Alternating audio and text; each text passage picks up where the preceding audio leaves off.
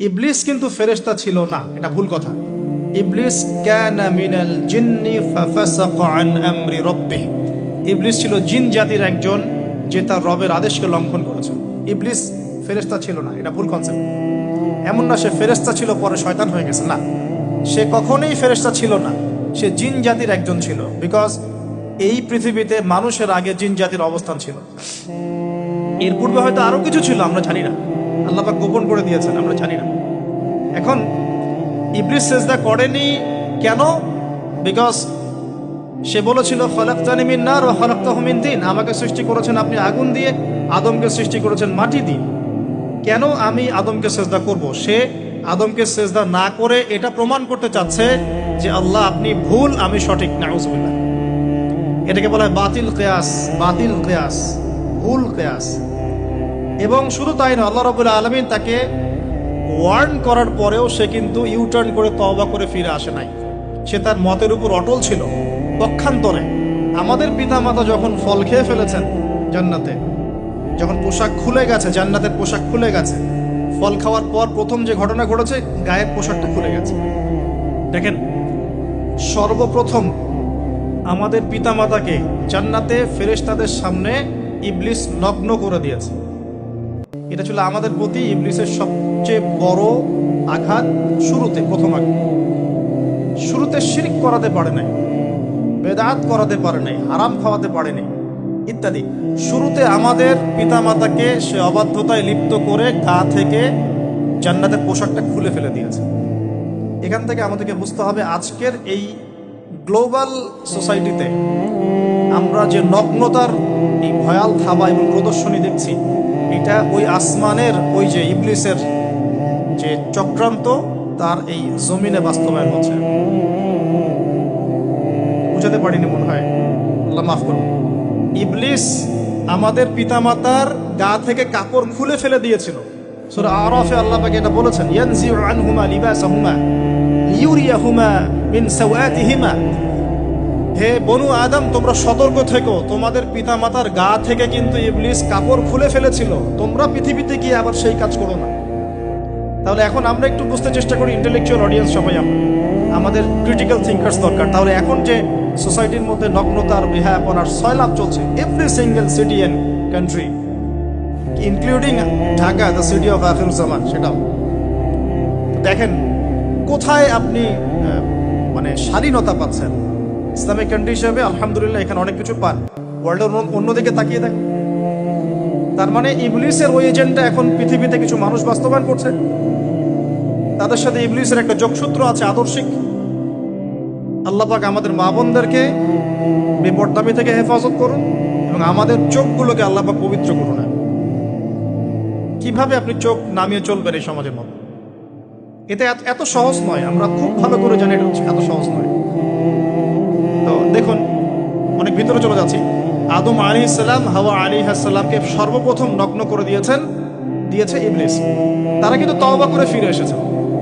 কি সেটা? রব্বানা, আমরা বলি রব্বানা যালামনা আনফুসানা ওয়া ইল্লাম তাগফির লানা ওয়া তারহামনা লানাকুনান্না মিনাল খাসিরিন। যখনই আমাদের পিতামাতা বুঝতে পারলেন যে তারা একটা ভুল করে ফেলেছেন, তখন তারা তওবা করে ইউটার্ন করলেন আল্লাহর দিকে, যেই কাজটা ইবলিস করে নাই। এই কাজটা ইবলিস না করার কারণে সে কাফের হয়ে গেছে, চিরস্থায়ী জাহান্নামী হয়ে গেছে। আর এই তওবা করে ফিরে আসার কারণে আমাদের পিতামাতা জান্নাতি হয়ে গেছে। আল্লাহ পাক এই কারণেই তার রাসূলের মাধ্যমে জানিয়েছেন যে প্রত্যেক আদম সন্তান, কুল্লু বানি আদম খাত্তা, প্রত্যেক বনু আদম হচ্ছে পাপী। আমরা সবাই পাপী, আমরা সবাই পাপী, পাপের তো শেষ নাই আমাদের, আল্লাহ মাফ করুন। ওয়া খায়রুল খাত্তাইন আত-তাওয়াব, যারা তওবা করে ফিরে আসে এরাই হচ্ছে শ্রেষ্ঠ পাপী। জীবনের যে কোনো সময় যদি কেউ খালেস ভাবে আল্লাহর দিকে তওবা করে ফিরে আসতে পারে, আল্লাহ পাক এক মুহূর্তের মধ্যে তার আমলনামার সমস্ত গুনাহ মাফ করে নেকি দিয়ে পরিবর্তন করতে পারে। এগুলো হাদিস থেকে বলছি, ডিটেলস বলতে পারছি না কোডগুলো। তো এখন এই মহামানবের জীবন থেকে আমরা কি শিখলাম? দেখুন, তাকে আল্লাহ পাক ইলমের নিয়ামত দিয়েছেন। তার মানে আমরা যদি গতানুগতিক মুসলিম না হয়ে এক্সট্রা অর্ডিনারি মুসলিম হয়ে আল্লাহর সাথে সাক্ষাৎ করতে চাই, দুনিয়াতে বেঁচে থাকতে চাই, পরকালে জান্নাত চাই, তাহলে আমাদেরকে আগে ইলমের চর্চা করতে হবে। এবং এই জ্ঞানের চর্চা মানে ক্লাসিক্যাল সিলেবাসে আপনাকে পড়াশোনা করতে হবে। শুধু একটা লেকচার শুনে নয়, ফেসবুক ইউটিউব দেখে তো মোটেই নয়। এখান থেকে মাঝে মাঝে কিছু নলেজ নেওয়া যায়, কিন্তু এগুলো কখনো কনস্ট্রাকটিভ নলেজ নয়। বরেণ্য ওলামায়ে কেরাম যারা থাকবেন আপনাদের বেস্ট পসিবল ওয়েতে, তাদের কাছে গিয়ে পরামর্শ করে বইপত্র পড়তে হবে। আদারওয়াইজ আপনার মেমোরি এবং জ্ঞানটা বিক্ষিপ্ত হয়ে যাবে। এখনকার ইয়াং জেনারেশনের অন্যতম সেরা প্রবলেম হচ্ছে তাদের মস্তিষ্ক বিক্ষিপ্ত। তাদের মস্তিষ্কে কনস্ট্রাকটিভ কোনো সিলেবাসের পড়াশোনা নাই। আজকে এই বই, কালকে ওই বই, কালকে আদনান ভাইয়ের লেকচার, পরশুদিন আজহারি ভাইয়ের লেকচার, তারপরের দিন আরেক ভাই, তারপর আরেক ভাই। আবার সমাজে তো এক একজন এক এক কথাও বলছে, তখন তার মাথাটা পুরো পাজলড, হ্যাঁ, ম্যাসাকার্ড। এই মাসালা এটা বলছেন, ওই মাসালা ওইটা, তাহলে ওইটা কি হবে, ওইটা কি হবে। সলিউশন হচ্ছে ক্লাসিক্যাল ইসলামিক সিলেবাস পড়াশোনা করতে হবে। আমি খুব শর্ট করে গেলে সাবজেক্টগুলো বলে দিই আপনাদেরকে। 1 নম্বর, ফার্স্ট অফ অল কোরআনুল কারীম।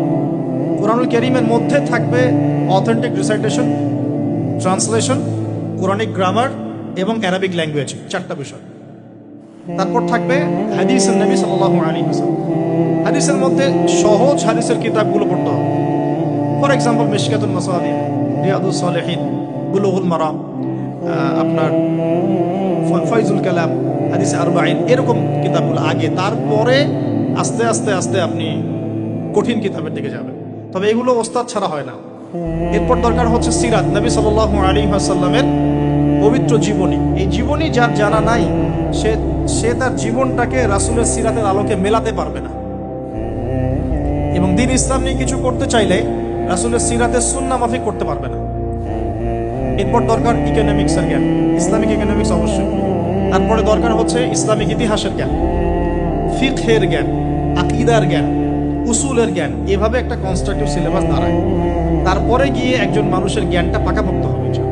সময় লাগুক না, 10 বছর, 15 বছর, 20 বছর। আমরা দোয়া করি আল্লাহর কাছে, আল্লাহ পাক আগামী পুরো 20 বছর আমাদেরকে পড়াশোনা করার তৌফিক দান। পড়তে থাকবো। আমাদের বেশি কথা বলার দরকার নেই, পড়তে থাকবো, জানতে থাকবো। এখন তাহলে আমরা আজকে প্রথম একটা লেসন পেলাম, গতানুগতিক মুসলিম না হয়ে এক্সট্রা অর্ডিনারি মুসলিম হতে হলে প্রথমে এই মহামানবের জ্ঞানতাত্ত্বিক শিক্ষা নিতে হবে, ইলমের মেহনত হবে ইনশাআল্লাহ তাআলা। আল্লাহ পাক আমাদের সবাইকে জ্ঞানের মেহনত করার তৌফিক দান করুন এবং আমাদের পরিবারে জ্ঞান প্রতিষ্ঠার তৌফিক দান করুন। আমাদের বাচ্চাদের মধ্যে সেই জ্ঞান প্রবেশ করানোর তৌফিক দান করুন। আর প্রয়োজন হচ্ছে তাওবা। আদম আলাইহিস সালাম ভুল করেছেন, আমরাও ভুল করি, কিন্তু শয়তানের পাল্লায় পড়ে ভুল করলেই তার তাবেদারি করতে হবে না, বরং যখনই আমাদের স্মরণ হবে আমরা ইউটার্ন করবো আল্লাহর দিকে, তওবা করে। দ্বিতীয় মেসেজ হচ্ছে বেশি বেশি তওবা ইস্তেগফার করব। দিনে কমপক্ষে 100 বার পড়তে পারি আস্তাগফিরুল্লাহাল্লাযী লা ইলাহা ইল্লা হুয়াল হাইয়ুল কাইয়্যুম ওয়া আতুবু ইলাইহি, অথবা এতটুকু অ্যাটলিস্ট আস্তাগফিরুল্লাহ ওয়া আতুবু ইলাইহি, আস্তাগফিরুল্লাহ ওয়া আতুবু ইলাইহি, বাস এতটুকু। নবী সাল্লাল্লাহু আলাইহি ওয়াসাল্লাম দিনে 100 বার তওবা করতেন, কোন হাদিসে এসেছে 70 বার তওবা করতেন। এরপর একটু সামনে যাই, কোরআনের পাতা উল্টালে দেখবো আরেকজন নবীর নাম আসেন, আরেকজন মহামানবের নাম, তার নাম হচ্ছে নূহ আলাইহিস সালাম। এই মানুষগুলো যাদের কথা বলছি তারা কিন্তু কেউ গতানুগতিক মুসলিম ছিলেন না, ছিলেন তারা এক্সট্রা অর্ডিনারি মুসলিম ছিলেন। আমি তাদের থেকে নলেজ নিচ্ছি। এবার আসি কোরআনের পাতা একটু সামনে গেলে দেখবো আরেকজন নবীর নাম চলে আসবে, নূহ আলাইহিস সালাম। নাম শুনেছেন? সামারি 950 বছর দিনের দাওয়াত দিয়েছেন। সুবহান। এক্সট্রা অর্ডিনারি মুসলিম হতে হলে আমাদেরকে দাওয়াতি কাজ করতে হবে, তার আগে ওই যে জ্ঞান অর্জন করতে হবে। এই দাওয়াতি কাজটা হবে মধ্যম পন্থায়, শৈথিল্যতাবাদ না, চরম পন্থা না, মধ্যমপন্থী থাকবো ইনশাআল্লাহ। এখানে অনেক সময় মধ্যমপন্থী থাকতে গিয়ে কিছু মানুষ হিকমতের দোহাই পেরে শৈথিলতাবাদী হয়ে যায়। আমি মনে বুঝাতে পারি না, কিছু মানুষ মধ্যম পন্থার দাওয়াতের কথা বলেও হিকমতের দোহাই দিয়ে কখনো কখনো শৈথিলতাবাদী হয়ে যান। এটাও ঠিক, ওটাও ঠিক, এটাও চলে, ওটাও চলে, এদিকে চলে আসে।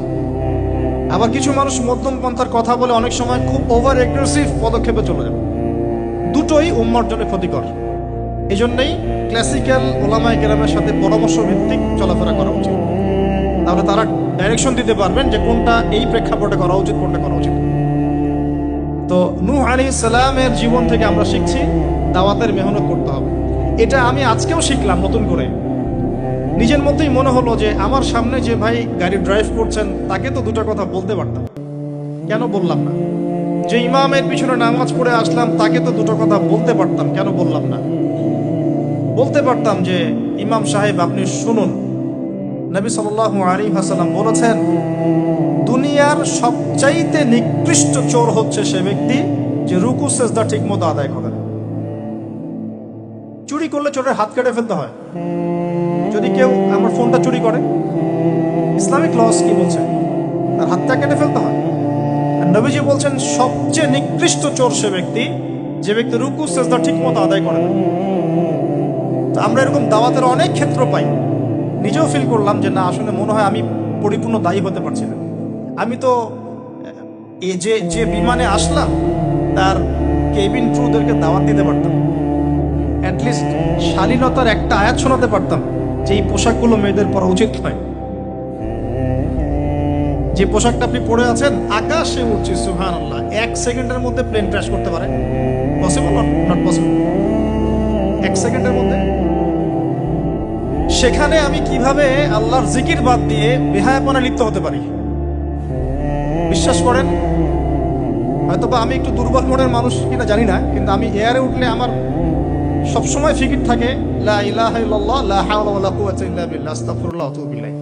মানে আমি মনে হয় যে আল্লাহ পাক ধরে রেখেছেন আমাকে, এটা ফিল করে আল্লাহ ধরে রেখেছেন বলে যেতে পারছি।